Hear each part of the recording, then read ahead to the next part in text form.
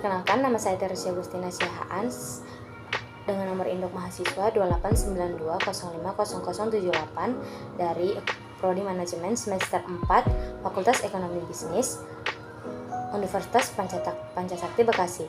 Saya akan membuat video untuk memenuhi tugas UAS dari mata kuliah Sistem Informasi Manajemen yang dibawakan oleh dosen pengampu Bapak Mulyono SH MM. Pengertian subsistem. Menurut Norman L. Enger, subsistem adalah serangkaian kegiatan yang dapat ditentukan identitasnya yang berhubungan dalam suatu sistem. Menurut Jordan B. Davis, sistem terbagi atas beberapa faktor atau unsur ke dalam beberapa subsistem. Pengertian sistem menurut Jordan B. Davis, sistem bisa berupa abstrak atau fisis.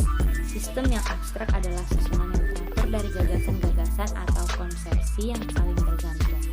Menurut Rajudi Atmo Sudurjo, suatu sistem terdiri atas objek-objek atau unsur-unsur atau komponen-komponen yang berkaitan dan berhubungan satu sama lain sedemikian rupa sehingga unsur-unsur tersebut merupakan suatu kesatuan pemrosesan atau pengolahan yang tertentu. Daur hidup sistem. 1. Mengenali adanya kebutuhan sebelum segala sesuatunya terjadi. Timbul suatu kebutuhan atau problema yang harus dapat dikenali sebagaimana adanya. Kebutuhan hasil perkembangan berorganisasi dan volume yang meningkat melebihi kapasitas dari sistem yang ada. Semua kebutuhan ini harus dapat didefinisikan dengan jelas. 2. Pembangunan sistem suatu proses atau seperangkat prosedur yang harus diikuti untuk menganalisis kebutuhan yang timbul dan membangun suatu sistem untuk dapat memenuhi kebutuhan tersebut.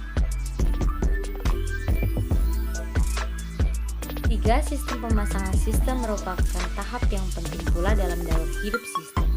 Peralihan dari tahap pembangunan menuju tahap operasional terjadi pemasangan sistem yang sebenarnya, yang merupakan langkah akhir dari suatu pembangunan sistem. 4. Pengoperasian sistem program-program komputer dan prosedur-prosedur pengoperasian yang membentuk suatu sistem informasi semuanya bersifat statis, sedangkan organisasi ditunjang oleh sistem informasi tadi. Sistem selalu mengalami perubahan-perubahan itu karena pertumbuhan kegiatan bisnis, perubahan peraturan dan kebijaksanaan ataupun kemajuan teknologi dan lain-lain. Yang kelima, sistem menjadi usang kadang perubahan yang terjadi begitu drastis sehingga tidak dapat diatasi hanya dengan melakukan perbaikan-perbaikan pada sistem yang berjalan, membangun baru atau mengembangkan yang ada. Perbedaan data dan informasi. Data adalah bahan mentah yang diproses untuk menyajikan informasi. Data merupakan bentuk jamak dari bentuk tunggal datum. Data adalah kenyataan yang menggambarkan suatu kejadian dan kesatuan nyata. Sedangkan informasi adalah data yang telah diproses ke dalam suatu bentuk yang mempunyai arti bagi si penerima dan mempunyai nilai nyata dan terasa bagi keputusan saat itu atau keputusan mendatang.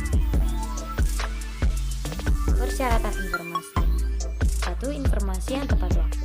Informasi yang tiba pada manajer sebelum suatu keputusan diambil. Yang kedua, informasi yang tiba pada manajer sebelum suatu keputusan diambil. 3. Informasi yang bernilai. Informasi yang berharga untuk suatu pengambilan keputusan. Terakhir, informasi dapat dipercaya, yaitu informasi harus dapat dipercaya kebenarannya. Biaya dalam sistem informasi. 1. Biaya perangkat keras. 2. Biaya analisis, perancang dan pelaksanaan. 3. Biaya tempat dan lingkungan. 4. Biaya